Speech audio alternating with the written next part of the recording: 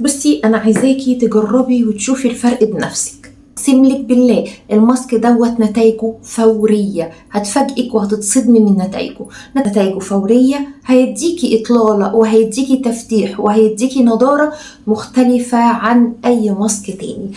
الماسك اللي انا بكلمك عنه النهارده بيحتوي على فيتامين سي، بيحتوي على فيتامين اي، بيحتوي على مضادات اكسده بشرتك محتاجاها. صلي على سيدنا النبي عشان نخش على الماسك على طول. اللهم صل وسلم وبارك على سيدنا محمد. بصي يا ست البنات، هتخشي تفتحي تلاجتك الجميله القمر دي، هتلاقي في الدرج اللي تحت فيه جزرايه. هاتيلي الجزرايه دي انا محتاجاها، وفي على رف الرخامه برتقانيه محدش سائل فيها، انا برضو محتاجاها. هتاخدي الجزرايه تغسليها كويس قوي، وباكد على الغسل، وبعدين تبشريها. خلاص عملتي كده، هتروحي بقى على البرتقانيه اغسليها لي شويه حلوين، وخدي القشر بتاعها، حطي لي مبشور الجزر فيتامين اي، وحطي لي كمان قشر البرتقان فيتامين سي، ضيفي لي عليهم كمان معلقتين من النشا.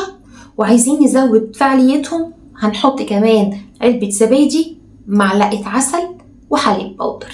انت مش محتاجه اكتر من كده. حطي في الخلاط واضربي المكونات دي، انت خدتي خلاصه كل الفيتامينات اللي بشرتك محتاجاها. اقسم لك بالله الماسك دوت نتائجه بتبان من اول استخدام، وانا هنا ما بكدبش عليكي لما اقول لك من اول استخدام، وهتلاحظي فرق رهيب في بشرتك.